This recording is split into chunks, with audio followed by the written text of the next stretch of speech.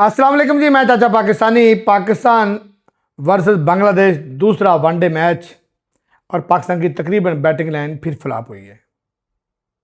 वो विकेट जहां पर 300 प्लस स्कोर आराम से पाकिस्तान बना सकता था, जिस तरह पाकिस्तान को अच्छा स्टार्ट मिला, 300 प्लस स्कोर आराम से बन सकता था, उस विकेट के ऊपर भी पाकिस्तान की बैटिंग लाइन फ्लॉप रही। उस विकेट के ऊपर भी पाकिस्तान की टीम स्ट्रगल में नजर आई। उस विकेट के ऊपर भी सिवाय ओपनिंग के और सिवाय दो मिडिल ऑर्डर हमारे एक्सपीरियंस बैट्समैनों के तू चलते में आया ही रहा। उस विकेट के ऊपर भी माइक हसन साहब के ऑलराउंडर फजीक फ्लॉप हुई। उस विकेट के ऊपर भी हम लोग यानी कि 274 के ऊपर ऑल टीम आउट हो जाते हैं। ऑल टीम आउट स्टार्ट होता है साबित अफरान का और मास सदाकत का। मास सदाकत ने 46 बॉल के ऊपर 75 रन बनाए और शानदार बारी खेली, जिसमें 5 छक्के और 6 चौके भी शामिल हैं। साबित अफरान ने आज बहुत सुस्त रफ्तारी के साथ खेला, लेकिन वो एक एंगल से विकेट को महफूज रखा उसने, और उसी की वजह से मास सदाकत अच्छा खेलता रहा। 46 बॉल के ऊपर 31 रन मारे, कोई छक्का नहीं मारा, सिर्फ 2 बाउंड्रियां मारी। आई डोंट नो कि वो इतनी स्ट्रगल में क्यों नजर आए। बहरहाल ओडीआई के हिसाब से, विकेट के हिसाब से वो ठीक चल रहे थे। उसके बाद मैं जब मास सदाकत आउट होते हैं 75 स्कोर के ऊपर, तो फिर वो बल्लेबाज पाकिस्तान का आता है इस्माइल हुसैन, जिसके ऊपर पिछले 5-6 दिन से सोशल मीडिया के ऊपर एक आग लगी हुई है। सोशल मीडिया के ऊपर एक तूफान बरपा है कि इस बंदे को आप लोग इसके बाप की वजह से लेके आए हो टीम के अंदर। इसकी अपनी कोई क्वालिटी नहीं है, इसकी अपनी कोई कारकर्दगी नहीं है, लेकिन इसके वालिद मोहतरम की किसी बड़ी कारकर्दगी की वजह से इस्माइल हुसैन को हम टीम में लेके आए। तो मैंने आज पर्सनली उस बंदे के लिए, उस बच्चे के लिए दुआ की, लेकिन वो क्या कहते हैं ना, जो टुल्ले होते हैं ना, वो टुल्ले चल नहीं सकते, वो टुल्ले परफॉर्म नहीं कर सकते, वो टुल्ले आपको कुछ डिलीवर नहीं कर सकते। और वही कुछ किया इस्माइल हुसैन ने कि आज उसने 6 स्कोर बनाए 22 गेंदों के ऊपर। इससे पिछले मैच के अंदर उसने 4 स्कोर बनाए, यानी कि 2 मैचों के अंदर 29 बॉलें खेल कर वो बच्चा 10 स्कोर बनाता है। अब मैं उसको नहीं कह रहा कि वो सिफारशी है कि नहीं है, वो फैसला आप खुद करेंगे, लेकिन पाकिस्तानी टीम के साथ ऐसा खिलवाड़ क्यों किया जाता है? मतलब बांग्लादेश जैसी कमज़ोर टीम के खिलाफ भी हम ऐसे बच्चों को क्यों लेके आते हैं जिनकी डोमेस्टिक के अंदर बहुत ज़्यादा परफॉर्मेंस नहीं है, जिनकी आप अंदाज़ा लगाए ना कि डोमेस्टिक के अंदर बच्चे परफॉर्म कर करके पागल हो रहे हैं, लेकिन हमें इस्माइल हुसैन को खिलाना है क्योंकि वो सैयद तलत हुसैन का बेटा है, और सुना सैयद तलत हुसैन जो है बड़े अच्छे तजिया नगार है, फलां फलां फलां फलां, बट उस लड़के ने भी कोई परफॉर्म नहीं किया। उसके बाद पाकिस्तान का सुनहरी दौर शुरू होता है इस बैटिंग लाइन के अंदर। मोहम्मद रिजवान और सलमान अली आगा, ज़बरदस्त किस्म की पार्टनरशिप चलती है, दोनों बड़ा अच्छा खेल रहे होते हैं। आगा 50 के बाद तेज खेलना शुरू हो जाता है, सेटल थे विकेट के ऊपर, और जो रन रेट के हिसाब से खेल रहे थे, हम 300 प्लस स्कोर बना रहे थे। फिर आगा जी का एक अजीब और गरीब आउट होता है।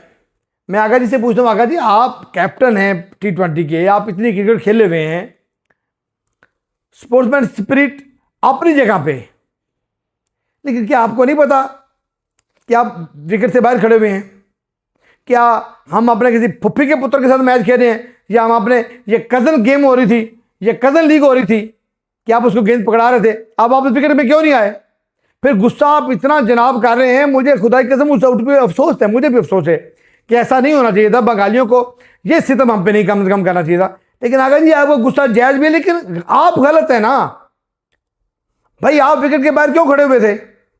आप विकेट के अंदर खड़े होते। आपको पता नहीं कि आप बांग्लादेश के अगेंस्ट मैच खेल रहे हो, इंटरनेशनल मैच। अगर आज का वो मैच जीते तो वो सीरीज जीत रहे हैं, वो कौन सा मौका हाथ से जाने देंगे? बाला जी आगा जी का वो प्यार मोहब्बत वाला जो मैसेज था ना, वो बढ़ गया पांडे के अंदर। और हालांकि आगा जी ने बड़ा ज़बरदस्त जो है ना 100+ स्ट्राइक रेट से खेले, 62 बॉल के ऊपर 64 रन मारे, और 59 बॉल के ऊपर 44 रन रिजवान ने मारे। आगा जी आउट होते हैं, उसके बाद मोहम्मद रिजवान के नाजुक कंधों के ऊपर बोझ पड़ जाता है। अब वो बोझ को उतारने के लिए, किसी बोझ को पार लगाने के लिए मोहम्मद रिजवान साहब जी गोडा मुदा मार के बड़ा छक्का मारने की कोशिश करते हैं और कैच पकड़ लेते हैं। रिजवान भाई नहीं छक्का मारा जाता तो क्यों मारते हो? अच्छे वक्त से खेल रहे थे, अब वो सिंगल डबल टुक टुक लगे रहते, कम से कम एक तरफ से विकेट तो बची रहती। एक तरफ से तो एक एंगल से तो हम लोग महफूज रहते, एक एंगल से सेफ रहते हम लोग। एक बड़ा प्लेयर विकेट के ऊपर होता फिर भी 300 स्कोर बनता था। तो जी रिजवान साहब ने कहा तू चलते, मैं आया। उसके बाद हुसैन तलत साहब आते हैं जी। मुझे तो समझ नहीं आती ये क्या खा के आते हैं हुसैन तलत साहब, और ये क्या जो है ना इनकी परफॉर्मेंस है, और क्यों इनको टीम के अंदर रखा जाता है। जो हुसैन तलत साहब आते हैं जनाब, वो 13 गेंदों के ऊपर 9 स्कोर बना के बोल्ड होते हैं, बोल्ड। और उसके बाद अब्दुल समाद साहब हैं, जहाँ सिंगल स्कोर चाहिए था वहाँ डबल लेने की कोशिश में ये भी आउट हो जाता है। हालांकि इसको पता है कि पहले मैच के अंदर मेरा डेब्यू हुआ है, मैं 0 पे आउट हुआ हूँ, तो दूसरे मैच के अंदर मुझे अच्छी परफॉर्म करनी है, मुझे विकेट के ऊपर रुकना है, मुझे कुछ थोड़ा स्कोर डिलीवर करना है, मुझे स्कॉम का मुंह बंद करना है, मुझे स्कॉम को कुछ डिलीवर करके देना है। 7 गेंदों के ऊपर 11 पे रन आउट हो जाते हैं, और इसकी अपनी गलती है, मैं ये मानता हूँ इसकी अपनी गलती है। राणा फ़हीम अशरफ अपने आप को क्यों आउट करेगा, उसको पता है मेरी तो ऑलरेडी कैरियर के ऊपर सवाल निशान है, मैं इसके लिए क्यों भागूँ, ये खुद भागे। बहरहाल जी, उसके बाद राणा फ़हीम अशरफ 15 गेंदों में 14 स्कोर बनाता है, और आसान कैच दे देता 28वें ओवर के अंदर, जैसे 27वां ओवर था। को बड़ी शॉट वो भी नहीं मार जाएगा था, चौका जो है ना तीर तुक्का लगा उसका भी। तो जो पिछले मैच के अंदर जिन्होंने कहा था अगर राणा ने ये कहा दिया, राणा ने वो कहा, राणा ने नहीं पा दी, तो उसका जो है ना जवाब इनको मिल गया होगा कि राणा भी इन्हें जो गई गए, राणा को ये समान उतरे आया, कोई दुनिया का वक्री मखलूक नहीं कि राणा भी इस टीम का हिस्सा है। और राणा ने बस करो यार, राणा की हड्डियां भी जवाब देगी उन्होंने, राणा को माफ़ी मंग लो हम, राणा को की लेना है आप। लेकिन माइक हसन साहब कहते मैंने ऑलराउंडर ही चाहिए। चलो जी, वो हुआ। उसके बाद हमारे प्रीमियर फास्ट बॉलर हमारे कैप्टन शहनशाह अफरीदी आते हैं, 9 गेंदों पे 3 स्कोर बना के, वो भी चल तो आया। कसम खुदा की बड़े प्लेयर में मुझे गुस्सा आता है, लेकिन शहनशाह अफरीदी में टॉप पे है। इस पे जितना मुझे गुस्सा आता है, तुम्हें खेलना नहीं आता, तुम्हें बॉलिंग करनी नहीं आती, और खुद जान छोड़ दो, कोई शर्म होती है। वो क्या खाजा साहब बोलते हैं, कोई शर्म होती है, कोई या होती है।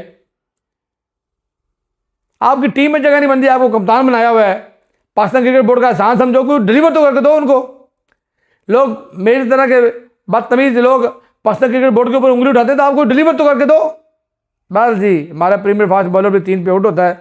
फिर मोहम्मद वसीम जूनियर हो यार 25 के स्ट्राइक रेट से बंदा खेला, 4 गेंदों पे 1 बना के ना मुंह उठा के कह दिया। तुम लोगों की इतनी सेंस नहीं है, हासरुफ आया उसने सिंगल ही, उसने शॉट मारने की तरफ नहीं किया। उसने हासरुफ का ये था कि हम कम से कम 50 ओवर तो खेलें, 50 ओवर तो विकेट के ऊपर रुके हम लोग, 50 ओवर रुकेंगे तो यार थोड़ी सी कोई इज्जत रह जाती है। अब ऑल आउट और 50 ओवर खेलना बड़ा फर्क होता है। लेकिन इनको कौन बताए, इनको शायद जो नेट प्रैक्टिस के अंदर ये आपस में पोली पोली गेंदें सुट के ना एक दूसरे को, तो ये जब कैच कुछ दे बैठते हैं ना, छक्के छुक्के मार बैठते हैं, तो ये चौधरी बन जाते हैं। वो है ना गूंगा नाई ते गामा चौधरी, ये वो साहब हैं जी, ठीक है। गामे गामे गामे शादी जो चौधरी बने हुए हैं, अब इनको इतने सेंस नहीं, क्रिकेट का एक सेंस होता है कि यार मुझे नॉट आउट जाना है, मुझे आज 50 ओवर तक विकेट के ऊपर गुना है। लेकिन नहीं, छक्के मारेंगे जी, छक्के से इज्जत बनती है, शायद वैसे बनती नहीं है। और पाकिस्तान का एक जो है ना कल्चर है कि जो भी बैट्समैन 2-3 छक्के मार जाता है ना आखिरी बॉलों के अंदर, तो उसका बड़ा टॉर टप्पा बन जाता है, टॉर गया तेल लेने। बहरहाल जी, पाकिस्तान 274 के ऊपर ऑल आउट हो गया, हम 50 ओवर की टीम भी नहीं रहे। Thank you very much.